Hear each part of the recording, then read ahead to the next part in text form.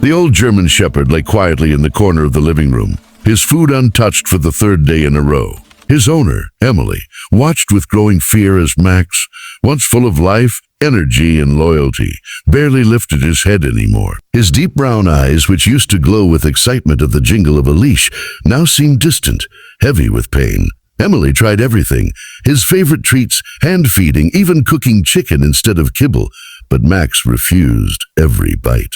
He only rested his head on her lap, letting out soft whimpers as if trying to say something his tired body couldn't express. Panic began to rise in her chest.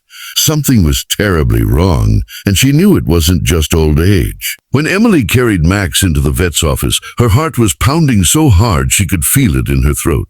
The vet, Dr. Peterson, had known Max since he was a puppy. She smiled gently, but there was a flicker of concern behind her eyes. Max didn't resist when the doctor examined him. He just looked at Emily with silent trust, as if to say, "I'm tired, but I'll be okay." The stethoscope pressed against his chest. The vet frowned slightly. His heartbeat was slow, irregular. They decided to run some tests and an X-ray, suspecting maybe a blockage or a tumor. Emily held Max's paw, whispering to him softly while the machine hummed. The room felt colder than usual, the silence stretching painfully long. Minutes later, the X-ray results came up on the screen, and Dr. Peterson froze. Her eyes widened, and her hand trembled slightly as she adjusted the image. Emily's stomach dropped. "Oh, what is it?" she whispered, her voice barely steady. The vet didn't respond right away. She just stared, her eyes filling with tears. Emily rushed to the screen, terrified of what she might see. The X-ray showed something small, metallic, and unmistakable lodged deep in Max's stomach. It wasn't just one object, it looked like several. Dr. Peterson turned slowly to Emily, tears now streaming down her cheeks. "He's been swallowing objects," she said softly, "the things that don't belong in a dog's body." Emily gasped. "What kind of objects?" she stammered, and the vet zoomed in on the scan, and both women froze in shock. Inside Max's stomach were small, twisted shapes, metal tags, little keychains, a ring. Emily recognized them immediately. They were items that had belonged to her late husband, David, who had died in a car accident 6 months earlier. For a moment, the world seemed to stop.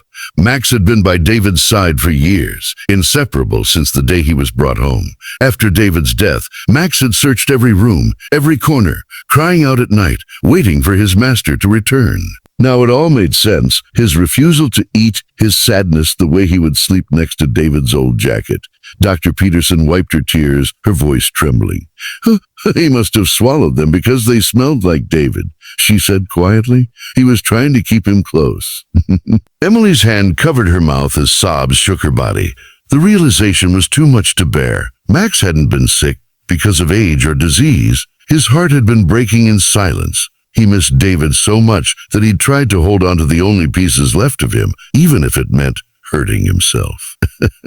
The X-ray image blurred behind the tears in Emily's eyes as she knelt beside Max, whispering, "Oh, baby, you were just missing him, weren't you?" They prepared for emergency surgery, but the vet warned it would be risky. Max was weak, and his body might not handle the anesthesia. Emily hesitated, torn between fear and hope. She placed her forehead gently against his, whispering through tears, "You have to stay with me, Max, for both of us." The operating room was tense when dawn arrived. Max tried to stand but stumbled. Emily quickly supported him, tears returning to her eyes. "It's okay," she murmured. "You're safe now." The vet entered, surprised to see him trying to move already. "He's stronger than I thought," Dr. Peterson said, managing a small smile. They decided to keep him under observation for another day. Emily brought David's photo from home and placed it beside Max's bed. He sniffed it weakly and then rested his head beside the frame. The sight was enough to make everyone in the room cry again. Max's eyes slowly closed, not from pain, but from peace. He was surrounded by love once more. That evening, Emily took him home. The house felt different now, warmer, more alive. She set up a soft bed near the fireplace, the same spot where David used to sit. Max curled up there, letting out a long, content sigh. He was thin and tired, but there was light in his eyes again. Emily watched him and whispered, "He's here, you know, watching us." And maybe, just maybe, Max believed it too. The fire crackled softly as night fell, and for the first time in months, Emily didn't cry herself to sleep. She knew David's spirit was still with them, living on through the love of a dog who refused to let go. Days passed and Max began to recover slowly. The vet visits became routine, but each time Dr. Peterson noticed something extraordinary. Max wasn't just healing physically, his spirit was returning. Emily would sit beside him for hours, reading old letters David had written, and Max would listen, eyes half closed, as if he understood every word. Sometimes he would nudge the letters gently with his nose, and Emily swore she could see tears well up in his eyes. There was a quiet understanding between them now, a shared grief that needed no words. They were two souls who had lost the same person, and were now learning how to live again together. One afternoon, as Emily prepared dinner, she heard a faint scratching sound at the door. When she opened it, Max stood there with David's old cap in his mouth. He had gone to the closet, something he hadn't done in months, and carefully brought it to her. Emily's breath caught. "You miss him too, huh?" she whispered, stroking his head. Max wagged his tail gently, setting the cap down at her feet. It was as if he was reminding her that David's love wasn't gone. It had simply changed form. From that day onward, Emily began talking to Max every evening, sharing stories about her day, about the things she wished she could still tell David.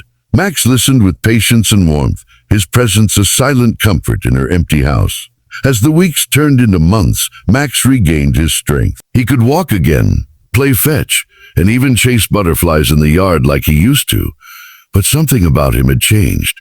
He was gentler, quieter, as if he now carried a deeper understanding of life and loss. The neighborhood kids would visit to see him, bringing treats and toys, and Max would greet them with kind eyes and soft licks. Emily started noticing how people felt lighter around him, calmer. It was as if Max had become a healer himself, carrying the invisible love of both his late master and his living one in every wag of his tail. One evening, Emily decided to visit David's grave for the first time since the funeral. She hadn't been able to face it before, but now she felt strong enough. As months turned to a year, Emily noticed that the ache in her chest wasn't as sharp anymore.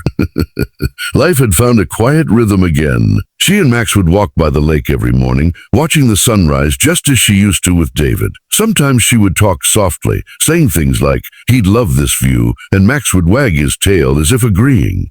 One morning, she saw Max sitting by the water, staring into the reflection. His ears perked up slightly, and for a moment, Emily swore she saw another reflection beside his, faint but familiar. She smiled instead of crying this time. Love, she realized, never really leaves. It just changes form. But time is gentle and cruel all at once. 2 years later, Max began to slow down again. His muzzle turned gray, his steps lighter, his naps longer. Emily knew what it meant, and though her heart ached, she promised herself she wouldn't let fear steal their final days together. She spent every moment with him, long drives, sunset walks, extra cuddles. On his last night, Max lay by the fireplace, his favorite place. Emily lay beside him, whispering softly, "It's okay, you can go see him now."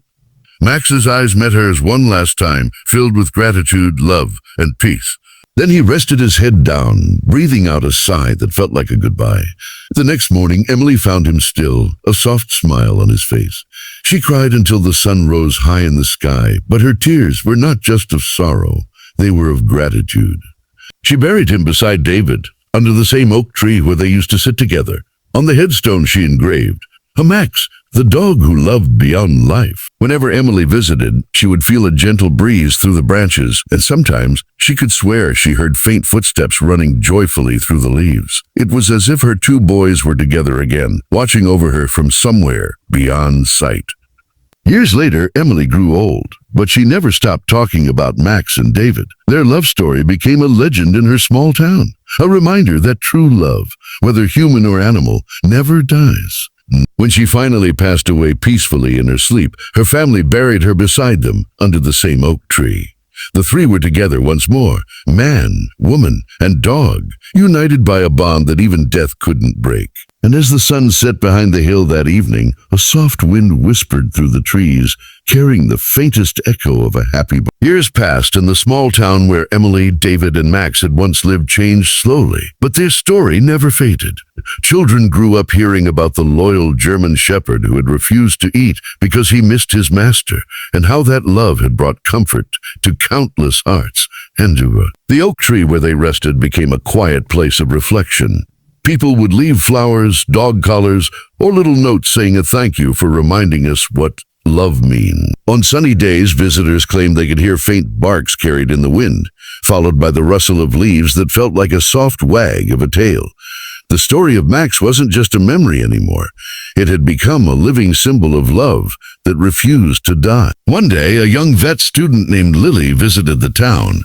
She had read Emily's story in a medical journal written by Dr. Peterson years earlier, an article titled "A Dog Who Taught Me Compassion." Lily wanted to see the place for herself, to understand the power behind that story. When she reached the oak tree, she found an old photograph of Emily, David, and Max, smiling together on a sunny day. Beneath it, a small plaque read, "A love doesn't end, it simply changes form." Lily knelt there for a while, feeling a lump rise in her throat. She had studied medicine to save bodies, but now she realized healing hearts was just as important. Inspired, Lily returned home and started a non-profit called Max's Promise, dedicated to providing therapy dogs for veterans and grieving families. And she used Emily's writings and David's photos as part of her outreach. Soon, hundreds of dogs were being trained to comfort people who had lost someone dear. Each time a dog placed its head gently on a person's lap, it felt as if Max's spirit was still doing his work, spreading love, offering peace, mending broken hearts. The foundation's logo was simple, a paw print inside a heart with the words, "A forever yours." It was the same engraving on the ring that had once been found inside Max's stomach. Dr. Peterson, now retired, visited Lily one afternoon after hearing about the project. When she walked into the training center and saw rows of dogs wearing a Max's Promise vests, she broke down in tears. "He's still helping," she whispered. Lily smiled softly. "He never stopped," she replied. Together they walked through the facility, watching dogs, comforting children, elderly people, and even doctors who had lost patients. For Dr. Peterson, it was closure, knowing that the moment she saw that X-ray years ago hadn't just changed one dog's life, but thousands more after him. Meanwhile, people continued to visit the oak tree, leaving small offerings. One day, a little boy named Ethan came with his mother. Their family had just lost their dog, and Ethan was inconsolable. His mother told him about Max and how he had once been so sad he stopped eating, but how he found peace and love again. Ethan listened quietly, then took off his toy collar bracelet and placed it near the headstone. "But for Max," he said softly, "so he has something to play with in heaven." Just then, a soft breeze stirred the leaves, brushing against Ethan's cheek. He smiled. "Mom," he whispered. "I think he said thank you." His mother hugged him tightly, tears in her eyes. That evening, as the sun set behind the hills, the light filtered through the oak tree's branches in golden streams, falling across the three headstones.